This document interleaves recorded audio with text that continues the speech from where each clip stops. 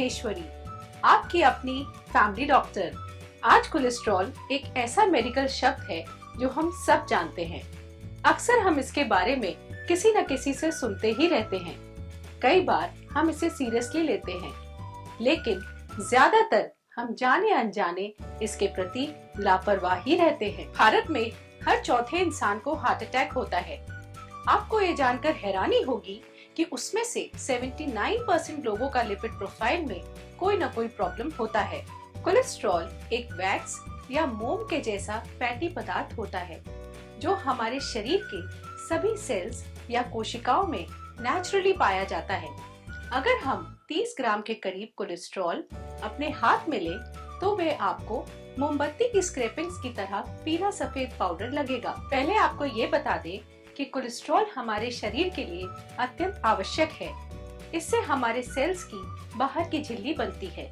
इसकी जरूरत हमारे शरीर के कई जरूरी हार्मोन्स, एक बहुत जरूरी विटामिन डी और खाने को पचाने में मदद करने वाले बाइल जूस के लिए पड़ती है। कोलेस्ट्रॉल हमारे शरीर के लिए इतना जरूरी है कि शरीर खुद ही 75% कोलेस्ट्रॉल बनाता है।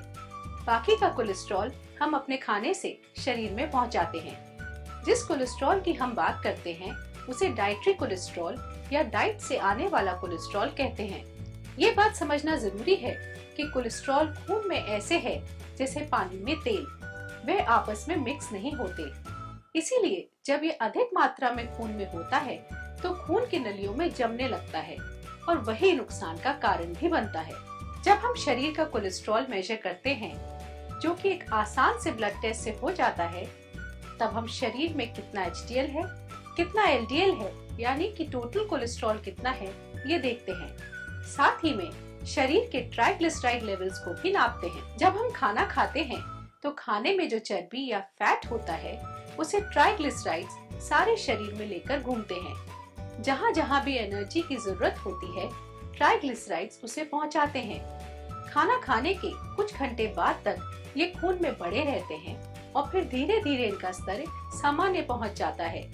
इसीलिए कोलेस्ट्रॉल टेस्ट कराने के लिए 9 से 12 घंटे तक खाना ना खाएं, ऐसा कहते हैं। जब चर्बी ज्यादा होती है तो ट्राइग्लिसराइड्स हमारे शरीर के फैट सेल्स में स्टोर हो जाते हैं और जब एनर्जी की जरूरत पड़ती है तो फिर से एक्टिव हो जाते हैं। लेकिन अगर ट्राइग्लिसराइड्स एक निर्धारित सीमा से ज्यादा खून में हो जाएं, तो ये काफी नुकसान पहुंचाते हैं। ट्राइग्लिसराइड्स किन कारणों से बढ़ते हैं? अधिक शराब पीने से, स्मोकिंग से, गलत डाइट से और एक्सरसाइज ना करने से। अब हम आपको ट्राइग्लिसराइड्स के बारे में एक दिलचस्प बात बताते हैं जिससे आपको अपनी डाइट में सही फेरबदल करने की प्रेरणा मिलेगी। ट्राइग्लिसराइड्स देखने में कुछ इस तरह के होते हैं, जिसका एक सिर होता है और 3 पूंछ होती हैं। जब हम खाने में सैचुरेटेड फैट्स ज्यादा खाते हैं, जैसे कि चीज, butter, red meat, cakes, pizza इत्यादि, तो इसकी तीनों पूंछ सीधी रहती हैं और ये खून में जमता है।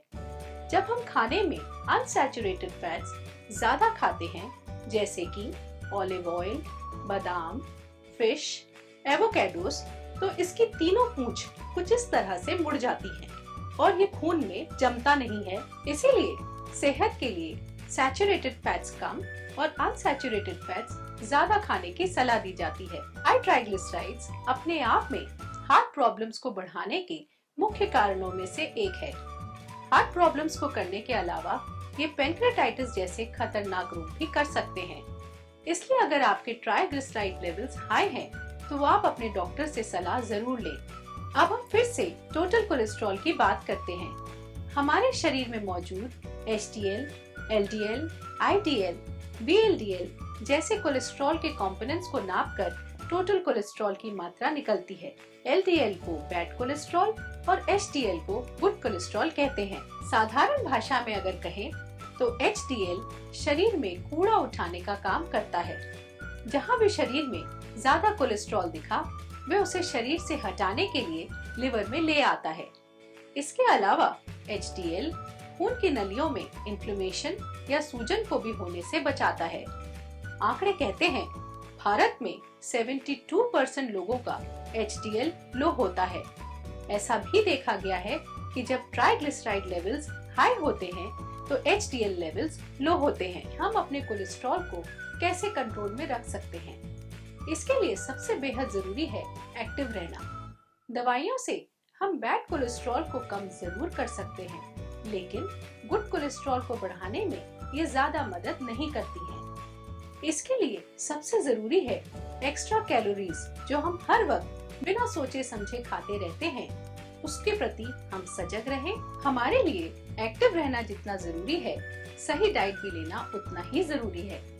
छोटी छोटी बातों का ध्यान रखने से भी हम अपने स्वास्थ्य के लिए बड़े बड़े कदम उठा सकते हैं। आइए अब हम डाइटिशियन से जानते हैं कि हमें किन बातों का डाइट में ध्यान रखना चाहिए। फर्स्ट स्टेप इज जो आपका कार्बोहाइड्रेट कम करना है। कार्बोहाइड्रेट कम करना आप समझे जैसे सीरियल्स है, अनाज है, अनाज की मात्रा ज्यादा होने से कार्बोहाइड्रेट मिलता है। और कुछ किस्म के अनाज ऐसे हैं जैसे रिफाइंड या पॉलिश्ड, जैसे आपके पॉलिश राइस हो गया या मैदा हो गया या ऐसी रिफाइंड चीजें जैसे सूजी है, इनको हम कम करें और साबुत अनाज, अनप्रोसेस्ड अनाज, उनको बढ़ाएं। लेकिन क्वांटिटी भी, इनकी मात्रा भी हमें कम करनी है। और अनाज की मात्रा हम टिपिकली जो हम खाते हैं, दिन में 3 बार अनाज ही अनाज लेते हैं। सुबह आपने रोटी पराठा ले लिया, लंच में आपने रोटी ले ली, फिर शाम को भी आपने रोटी ले ली, तो इसमें आप थोड़ी कमी करें। शाम का अनाज बेशक ना लें, आप प्रेफर करें कि सुबह के समय लें, या आप एक टाइम लंच से हटाएं और शाम को ले लें। लेकिन 7 बजे से पहले पहले आपको अपना अनाज जो है वो खत्म कर देना चाहिए। लेकिन अनाज खाली रोटी और चावल में नहीं आता, आपका अनाज बिस्किट्स में भी आता है। आपका अनाज और बेकरी प्रोडक्ट्स और जो आप स्नैक्स खाते हैं, उनको भी आपने देखना है, उनको भी आपने कम करना है। ये रस्क और बिस्किट को रिप्लेस करें फ्रेश फ्रूट से, ताजे फलों से, या ड्राई फ्रूट से, या नट्स से। नट्स में जो फैट होता है वो बहुत फ्रेंडली होता है, हार्ट के लिए कोलेस्ट्रॉल कम करता है। ये बात लोगों में बहुत एक मिसकंसेप्शन है कि जिस चीज में फैट है वो आपका कोलेस्ट्रॉल बढ़ाता है। कई लोग ये समझते हैं जी सब बाकी नट्स ठीक है, लेकिन काजू जो है वो एक आपका कोलेस्ट्रॉल बढ़ाता है, लेकिन ऐसा नहीं है। आपको ये जो भी नट्स हैं, चाहे बादाम हो, चाहे वो अखरोट हो, चाहे काजू हो, चाहे मूंगफली क्यों ना हो, ये सब आपका HDL बढ़ाते हैं, जो गुड कोलेस्ट्रॉल और LDL कम करते हैं। या हमने कहा कि अनाज कम करें, लेकिन सवाल ये उठता है कि अनाज कैसे कम करा जाए, क्योंकि भूख लगती है, पेट कैसे भरेंगे। उसके लिए आप अपनी सब्जियों की मात्रा, जो भी सब्जी खाते हैं, वो बढ़ाएं। कोशिश ये करें कि एक सीजन का साग, हर 12 महीने कोई ना कोई पत्ते वाली चीज या साग होती है। बाकी जो है कलरफुल सब्जियां लें, और सब्जी की मात्रा, सब्जी से ही पेट भरें। कुछ तो पकी हुई है, कुछ ऐसा करें कि आप अपनी सब्जियां जो है वो कच्ची फॉर्म में लें। जब आप उनको कच्ची फॉर्म में लेते हैं तो वो आपके कोलेस्ट्रॉल को फेवरेबली इफेक्ट करते हैं। दूसरा, एक लिक्विड फॉर्म में, जैसे वेजिटेबल जूसेस हैं, ये देखा गया है, जैसे पंपकिन का जूस है, वैसे कद्दू का है, या लौकी का है, या इस किस्म की चीजें जो हैं, इनमें कुछ खास ऐसे कंपोनेंट्स होते हैं, फाइटोन्यूट्रिएंट्स होते हैं, जो कोलेस्ट्रॉल को कम करते हैं। इसके साथ साथ इंट्रोडक्शन ऑफ हेल्दी फैट्स, जो आप रिफाइंड ऑयल्स खा रहे हैं, वो रिफाइंड ऑयल्स आपकी सेहत के लिए और आपकी कोलेस्ट्रॉल के लिए इतने फेवरेबल नहीं है, रादर नुकसान वाले हैं। तो रिफाइंड ऑयल्स के बजाय जो हमारे पुराने तेल घी होते थे, जिसको कहते थे जैसे कच्ची घानी का, जैसे सरसों का तेल है नॉर्थ में, तिल का तेल है साउथ में, तो उसको लें जिसमें हाई हीट रिफाइनिंग नहीं हुई है। उसके साथ साथ जो हमने फैट्स एक डर के हमारे हार्ट के लिए ही छोड़ दिए थे, तो हमारा देसी घी जो है उसका इस्तेमाल भी करें। और जहाँ तक हो सके अपने रिफाइंड ऑयल की मात्रा और बिल्कुल बंद कर दें। और एक और किस्म का फैट, जिसको वनस्पति के नाम से जाना जाता है या मार्जरीन के नाम से जानते हैं, उसको आप बिल्कुल कोशिश करके 0 पर लेके आए। ये जो फैट है, ये सारे बिस्किट्स जो कमर्शियली अवेलेबल होते हैं उनमें पाया जाता है। और जो बार बार रिफाइंड ऑयल्स को तल के उसमें भी एक हार्मफुल किस्म का फैट होता है। आमतौर पे हम लोग कहते हैं ट्रांस फैट्स। तो ट्रांस फैट से आपने बचना है, जिसमें शेल्फ लाइफ बहुत होती है, तो वो किस्म के जो खाने हैं वो आप अवॉइड करें। फ्रेश खाना बनाएं। कभी कोई सोच नहीं सकता था कि ये फैट जो है वो फैट से बढ़ता है, लेकिन एक्चुअली ये कार्बोहाइड्रेट्स और शुगर से बढ़ता है। Simplest form of carbohydrate is sugar. ये शुगर जो है ये आपका ट्राइग्लिसराइड्स और कोलेस्ट्रॉल दोनों चीजें बढ़ाती है।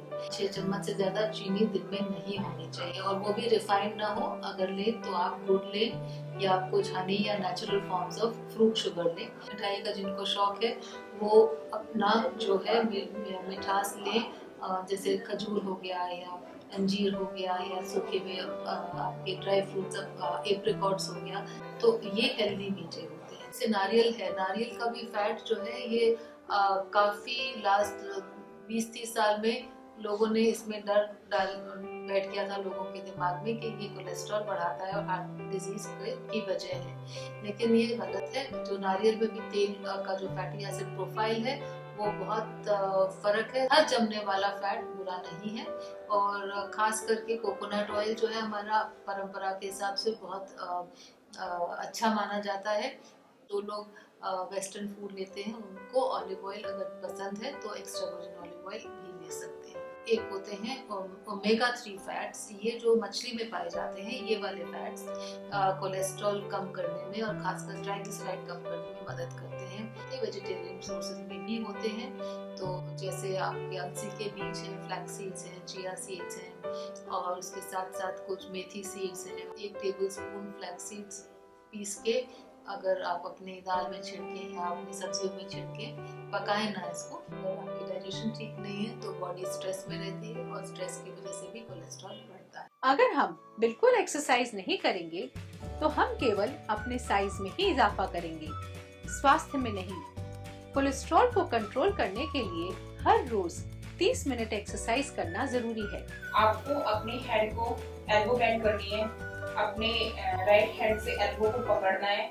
उसके बाद आप अपने हाथ को अंदर लेके जाइए और इस पोजीशन में आपको अपने हाथ को खींच के रखना है जितना आप खींच सकते हैं। यहाँ पे आपको 10 सेकंड होल्ड करके रखना है इस पोजीशन में। आपको अपने लेफ्ट हैंड को एल्बो बेंड करके पूरा ऊपर लेके जाना है। फिर राइट हैंड से एल्बो को पकड़ के जितना आप पीछे खींच सकते हैं उतना आपको पीछे खींचना है अपने लेफ्ट हैंड को राइट हैंड से। और यहाँ पे भी आपको इसी पोजीशन में 10 सेकंड तक रोक के रखना है। इस एक्सरसाइज को करने के लिए हमें दोनों हाथों से थेराबैंड को पकड़ना है। उसके बाद हमें धीरे धीरे इसको स्ट्रेच करना है।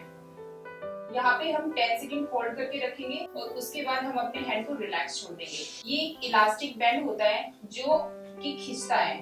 हमें थेराबैंड को पैर के नीचे दबाना है, और जिस पैर के नीचे हमने थेराबैंड को दबाया है उसी हाथ से हम थेराबैंड को स्ट्रेच करेंगे। एल्बो स्ट्रेट रखेंगे, शोल्डर को भी स्ट्रेट रखेंगे, और जितना हम ऊपर खींच सकते हैं कंफर्टेबल पोजीशन में उतना 10 सेकंड तक हमें खींच के रखना है। इसमें भी आपको 10 काउंट करना है। अपने घुटने को मोड़ना है, दोनों हाथों से घुटने को पकड़ना है। उसके बाद आपको अपने पैर को पीछे खींचना है जितना आप खींच सकते हो। अपने दोनों पैरों को मोड़ना है। उसके बाद आपको अपनी कमर को ऊपर उठाना है। यहाँ पे आपको 10 सेकंड तक रोक के रखना है। उसके बाद 10 सेकंड तक आपको रोक के रखने के बाद आपको रिलैक्स छोड़ना है। आपको नेक्स्ट एक्सरसाइज में दोनों पैरों को 90 डिग्री में होल्ड करके रखना है। ये पोजीशन आपको 10 सेकंड तक होल्ड करके रखनी है। 10 सेकंड के बाद आपको अपने दोनों पैरों को रिलैक्स करना है। दोनों पैरों को फिर से 90 डिग्री में लेके आएंगे। अपने एक लेग को 90 डिग्री में होल्ड करके रखेंगे। दूसरी लेग को 20 सेकंड में आपको धीरे धीरे नीचे लेके आना है। आप 20 काउंट करेंगे, 1 2 3 4 19 20। उसके बाद अपने दोनों पैरों को नीचे लेके आएंगे। अपने पैर को 10 डिग्री ऊपर लेके आना है। उसके बाद आपको अपने पंजे को पीछे खींचना है। इस पोजीशन में आपको अपने पैर को 10 डिग्री तक हवा में हिलाना है ऊपर नीचे। यही सेम एक्सरसाइज आप अपने पैर को थोड़ा सा बाहर निकालेंगे, पंजे को पीछे खींचेंगे। उसके बाद आप अपने पैर को थोड़ा सा अंदर लेके जाएंगे, पंजे को पीछे खींचेंगे और 10 सेकंड तक ऊपर नीचे हिलाएंगे। अगली एक्सरसाइज में हम वेट कप यूज करेंगे जो 1 किलो का होता है। अगर आपके घर पे ये अवेलेबल है तो आप इसको यूज कर सकते हैं। अगर नहीं है तो आप पानी की बोतल यूज कर सकते हो, नमक की थैली यूज कर सकते हो। इसको आपको अपने पैर में बांधना है। उसके बाद आपको अपने पैर को ऊपर उठाना है, पंजे को पीछे खींचना है और यहाँ पे आपको 10 सेकंड तक रोक के रखना है। आपको ये बता दें कि हाई कोलेस्ट्रॉल हार्ट अटैक के मुख्य कारणों में से नहीं है, लेकिन उसके प्रिवेंशन या रोकथाम का मुख्य कारण जरूर है। अगर हम अपने कोलेस्ट्रॉल को कंट्रोल में रखेंगे तो हम हार्ट अटैक से बच सकते हैं। हाई कोलेस्ट्रॉल हार्ट प्रॉब्लम्स के अलावा डिमेंशिया यानी कि भूलने की बीमारी या फिर गॉल ब्लैडर स्टोन्स या पैरालिसिस के चांसेस बढ़ा देता है।